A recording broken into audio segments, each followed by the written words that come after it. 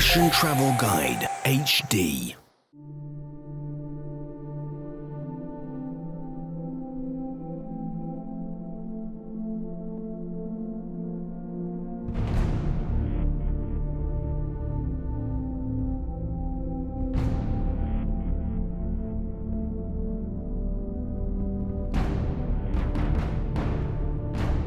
If you doubt our power and might, look at our constructions. Read the inscription at Tamerlane's palace. Establishing one's greatness for all eternity has been the goal of many a ruler. Peter the Great's grand plan, St. Petersburg, has become a monument to the might of the Russian rulers. Each of them worked to leave their own impression in the history of the imperial capital, putting into life the dream of their predecessor, a heaven built on boggy northern marshes. Huge palaces filled the space on the shores of the Neva River, and the verticals of the cathedral spires pierced the low sky. The dominant features of Petersburg speak to us in a language of architectural forms, reminding us of the doings of their creators.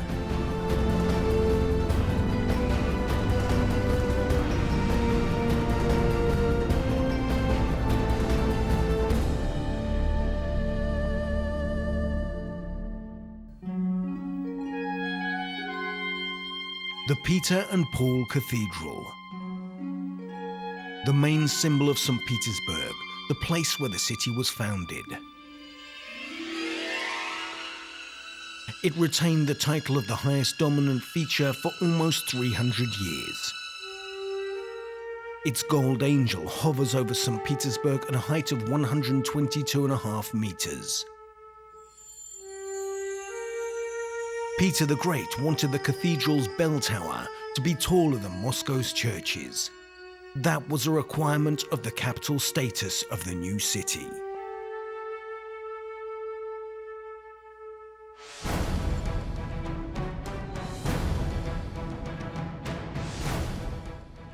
The spring of 1703. The Northern War was raging. The young Russian Tsar, Peter, had won Ingermanland from the Swedes.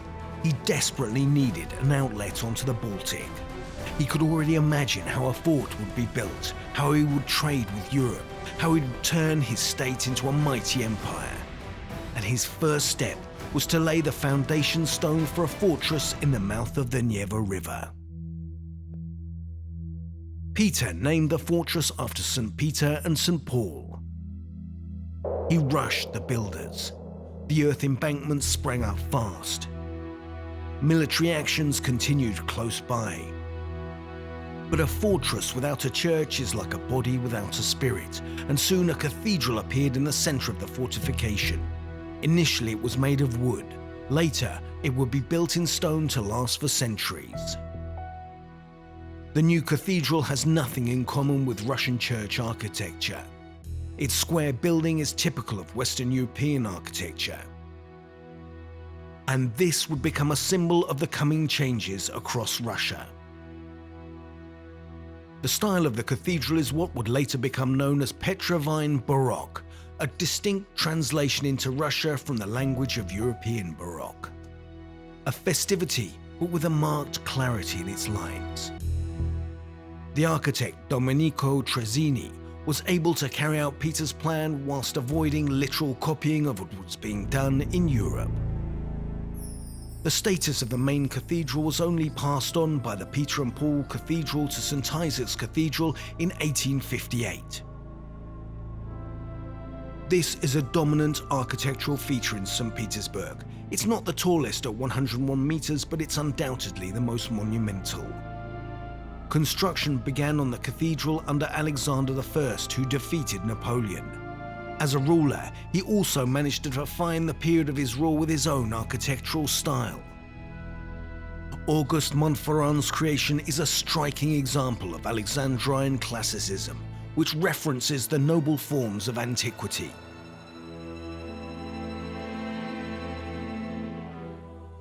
It's interesting that in the same way that Alexander I was great-great-grandson to Peter the Great, today's St. Isaac's Cathedral is the fourth generation of St. Isaac's to have stood here over the last 300 years.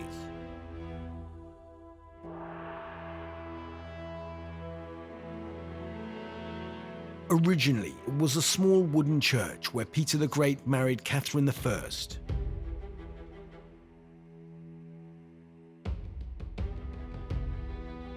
The Dolmatsky Church was named in honor of St. Isaac because it was on his holy day that Peter the Great was born.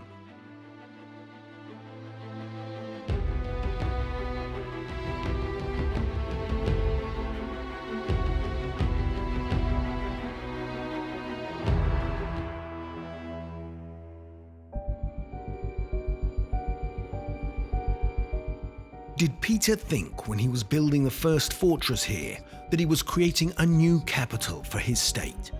Or was this simply an outpost in the struggle against the Swedes? The Northern War lasted almost 20 years, during which time the city was built. But as early as 1704, the Tsar was already referring to St. Petersburg as the capital. At this time, he was looking for a site for a shipping wharf, the Admiralty. Without a navy, he wouldn't have been able to hang on to the lands that he'd captured. The first plan for the Admiralty, as it was known then, was sketched out by Peter the Great himself. It's a normal wharf surrounded by fortress walls to protect it from attacks.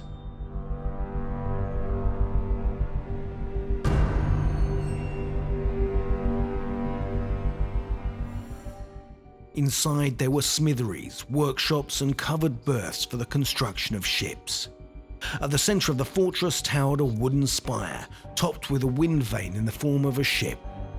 And thus another of Petersburg's vertical dominant features was created. As with the others, it was reconstructed on several occasions in order to fit in organically with new Petersburg ensembles. That is one of the key characteristics of the imperial capital. The buildings, squares, prospects, canals and rivers are in harmony. It's an astonishing melding of forms.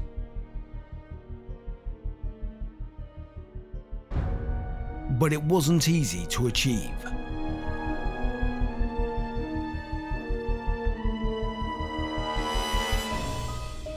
Today's Admiralty is the third to have stood here. In 1823, the architect Andreyan Zakharov rebuilt it almost from scratch. He created a grandiose construction that was in keeping with its new status, the center of a trident of main city thoroughfares, Gorokhovaya Street and Voznesensky and Nevsky prospects.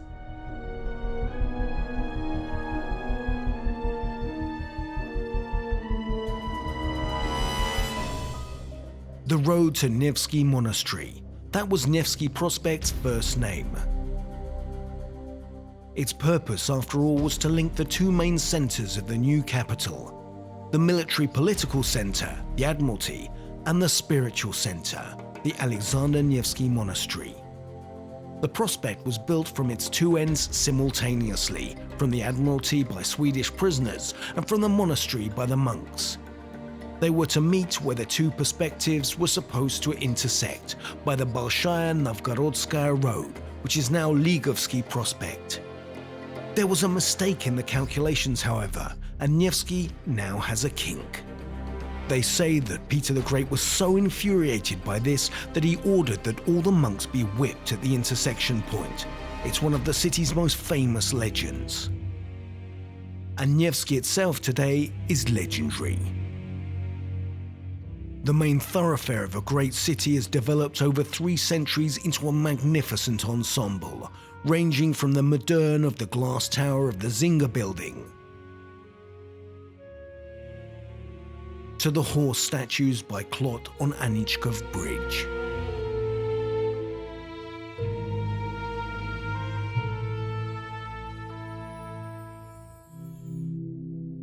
A magnificent key feature on Nevsky Prospect is the Kazan Cathedral. The Empire style here draws on St. Peter's Cathedral in the Vatican. Emperor Paul I and one of the most influential grandees of his day, Count Alexander Stroganov, wanted to create something in the capital of the Russian Empire that would be on a par with Rome's magnificence. On the plot where the cathedral was supposed to be located, there were 11 small residential buildings and the church of the birth of the Blessed Virgin Mary. By the end of the 18th century, this modest church wasn't in keeping with the magnificence of the buildings that surrounded it, the palaces of the Petersburg aristocracy. A new original design by a young architect, Alexander Voronikin, wasn't completed in full. The incorrect form of the Kazan Cathedral is one of its unique features. This magnificent place of worship with its colonnade almost seems to be embracing Nevsky Prospect.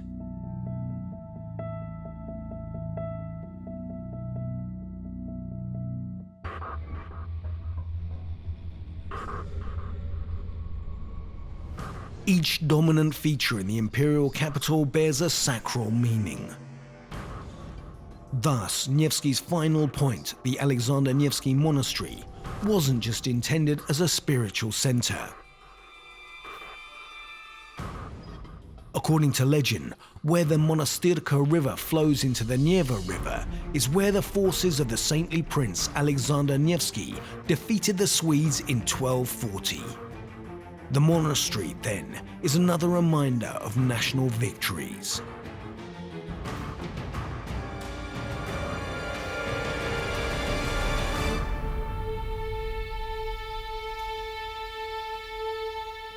My paradise. That's how the Star Reformer named his creation. Heaven on earth. 2 years before the start of it being laid out, Peter the Great visited Western European cities, Prague, London, Amsterdam, Vienna. They were all so unlike the main city of the Russian state, Moscow. Peter wanted to build a capital that was entirely new in its spirit and in its architecture. And in so doing, he wanted to declare a total change in the course set for Russia's development. He again sketched out a plan, this time for the summer gardens. Summer houses, fountains, sculptures. In order to put his plan into action, the land adjacent to where the Fontanka River flowed into the Neva was dried out and canals were dug. 15 years later, this heavenly corner of a larger paradise, titled St. Petersburg, would be completed.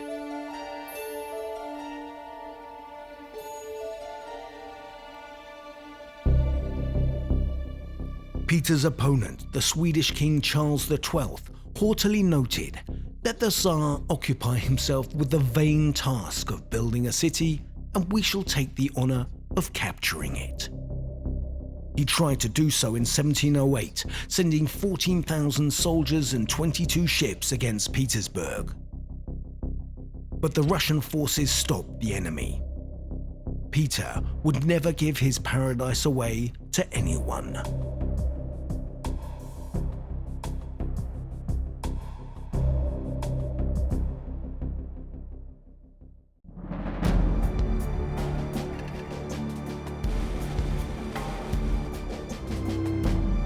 A harmony of lines, an economy in the compositional approaches, well planned out dominant features. In the 19th century, among the people, there was a legend that Petersburg wasn't built, it was sent down from the heavens to earth. That was the extent to which the Tsar's might stunned his subjects. To us now, it seems that the city was planned this way from the very start. But did Peter really have such a detailed plan for its construction? St. Petersburg would only receive the official status of capital in 1712, 9 years after its construction had started, and after a turning point in the battles of the Great Northern War. Isolated new constructions, several old villages on the shores of the Neva. This is how the capital looked. A unified plan was required. An experienced architect headhunted in Paris, Leblanc, created this project. a city fortress which, within its walls, contained Vasilievsky Island and the mouth of the Neva River, along with the Admiralty and the Peter and Paul Fortress. Peter liked the proposal, but the concept entailed the knocking down of many buildings that had already been completed. The plan was rejected. Instead of a city fortress on the shores of the Neva, a city grew up that was open to the elements. A city where the main dominant features were the spaces of the water and the sky. Vasilievsky Island. Originally, it was given the role of center of the city. Peter wanted to turn this territory into something akin to Amsterdam, which he had fallen in love with on his travels. Instead of streets, the island was supposed to be carved up by canals that ships could move along. 2 decades after Peter's death, however, the works were stopped and the canals were filled in and turned into a regular network of streets. In every key feature in St. Petersburg, we can see the character of the ruler under which it was built.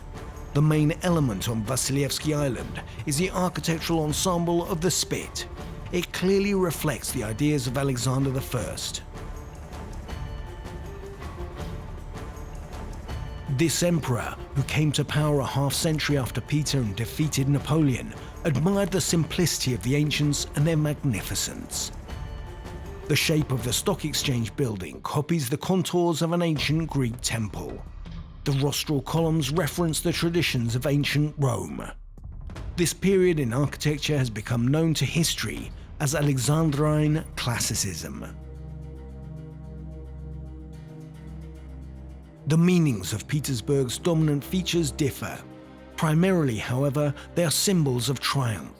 The Alexander Column stands at the center of the city's main square, Palace Square, and it was erected in honor of victory in the War of 1812. To Alexander I from grateful Russia reads the inscription on the monument. The Alexander Column had to be taller than the Vendôme Column put up in Paris in honor of the victories of Napoleon.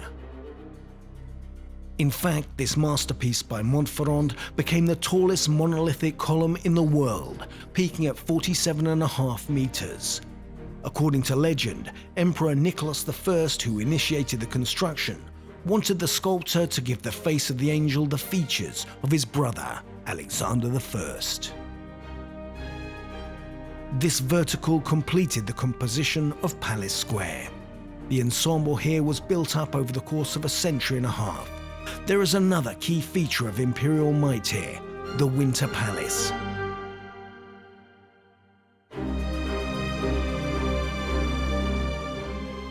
This building is the 5th to have stood here.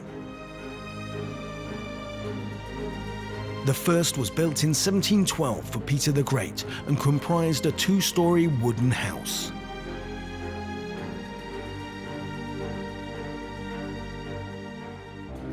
The current building was begun by Peter's daughter, Elizabeth, for the united glory of all of Russia, as the decree read. The architect Bartolomeo Rastrelli completed the project in 1762 under Catherine the Great, creating an example of Elizabethan Baroque rare in terms of its stately simplicity and its magnificence. Until 1905, there was a ban on any buildings being constructed higher than the Winter Palace. That ban led to a unique architectural phenomenon known as St. Petersburg's skyline. Thanks to that phenomenon, from the roof of almost any building in the historic center, you can see almost all of the city. Peter's works were so significant that all who succeeded him to the throne attempted to designate themselves as his heirs and followers. To Peter I from Catherine II, the Empress wrote on the pedestal of the bronze horseman, indicating that she had taken up the baton in this relay.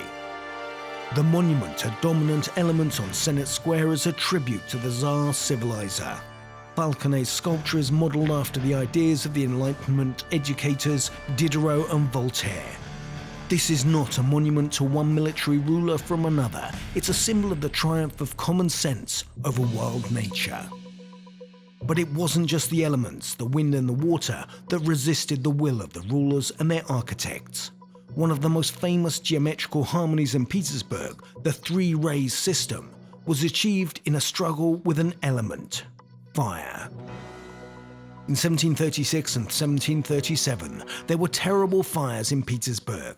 Entire blocks were burned down in the Admiralty neighborhood. Empress Anna Ioannovna ordered that a special city planning commission headed by the architect Pyotr Yeropkin put together a general plan for the city. Alongside Nevsky Prospect, its main axes became Gorokhovaya Street and Voznesensky Prospect. One of the three rays leading off from the Admiralty was Izmailovsky Prospect, an extension of Voznesensky. The gold stars on the dome of the Troitsa Izmailovsky Cathedral are its most striking feature. A monument to military glory. It's the Cathedral of the Izmailovsky Life Guards Regiment. This is a model of the Empire style that stands 80 meters tall.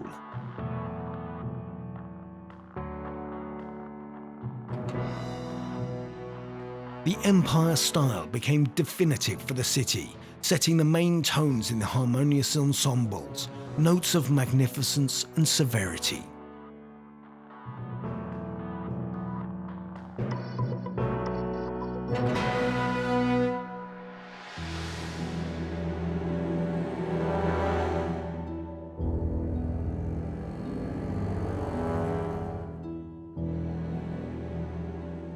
Dominance of other styles really stand out, however, against the background of the Petersburg Empire style that prevails. One such standout feature is the church on the spilled blood. Its festive, multicolored domes are in fact Russia's Golgotha. That was the concept for the building that Tsar Alexander III came up with when he ordered that it be constructed on the site where his father, Alexander II, had been mortally wounded. He wanted to stress a link between the tortured death of the Tsar Liberator at the hands of revolutionaries and Christ's sacrifice. The Russian style employed, characteristic of the church building styles of Moscow and Yaroslavl, stresses the uniqueness of the Russian way and the unity of the Tsar and the people.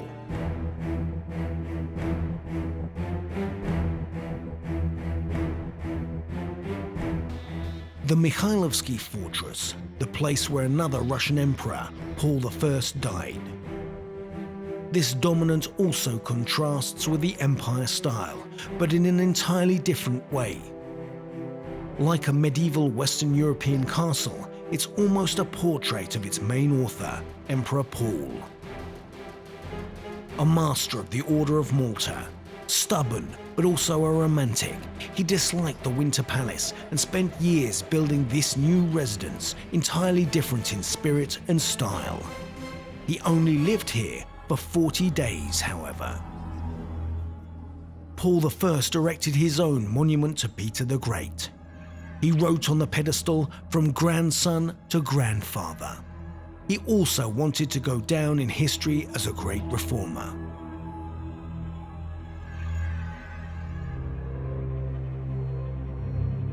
Rulers and architectural styles alike replaced one another. The 20th century brought revolutions and world wars that sometimes mercilessly destroyed the achievements of our forefathers. But no one was able to conquer Peter's city. Petersburg managed to retain its status as one of the most beautiful cities on the planet, though it was forced to pay a very high price for this. In the 21st century, the emperors have been replaced by powerful corporations. They are now establishing their might, competing in terms of the height and the monumentality of the architectural features that they create. Modern St. Petersburg has managed to maintain the status it was provided with by the Russian Empire.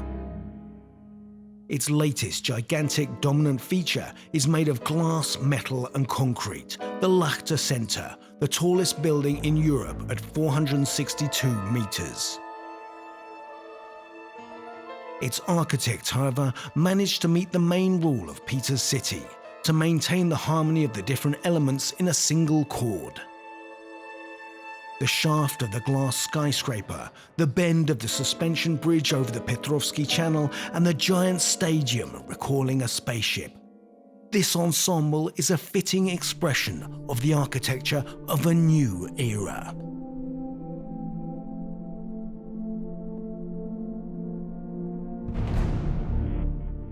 The Golden Angel hovers over the city, protecting its peace and quiet. Its wings touch on the low northern sky. In St. Petersburg, it's very close to the water and to the land below, to the palaces and the places of worship.